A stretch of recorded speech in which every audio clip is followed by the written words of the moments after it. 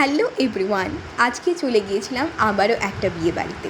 আর এই বিয়ে বাড়িটায় যদিও আমার ফুল ফ্যামিলি ইনভাইটেড ছিল, তাও আমি আর আমার দিদি শুধু গিয়েছিলাম, কারণ মা বাবা কেউ আসতে পারেনি। তো এরকম একটা সিম্পল লুক ক্রিয়েট করে সোজা চলে গিয়েছিলাম বিয়ে বাড়িতে। বিয়ে বাড়িতে গিয়ে খুব এনজয় হলো, আর বর বউ দেখে ঘুরে ঘাড়ে ভালোই এনজয় করলাম আমরা দুজন। দেন চলে গিয়েছিলাম পকোড়া কফি স্টলে। পকোড়া কফি স্টল থেকে খেয়ে দিয়ে না পেট পুরো ভর্তি হয়ে গেছিলো, খাবার খাওয়ার আর জায়গাই ছিল না কোনো। দেন এখানে ঘুরতে ঘুরতে আমার জেঠু ছেলের সাথে দেখা হয়ে গিয়েছিলো। জেঠু ছেলে এখানে ক্যাটারিংয়ের কাজে এসেছিলো, তো ওর সাথে দেখা হয়ে গিয়েছিলো। তারপরে দিদি কথা বলছিল।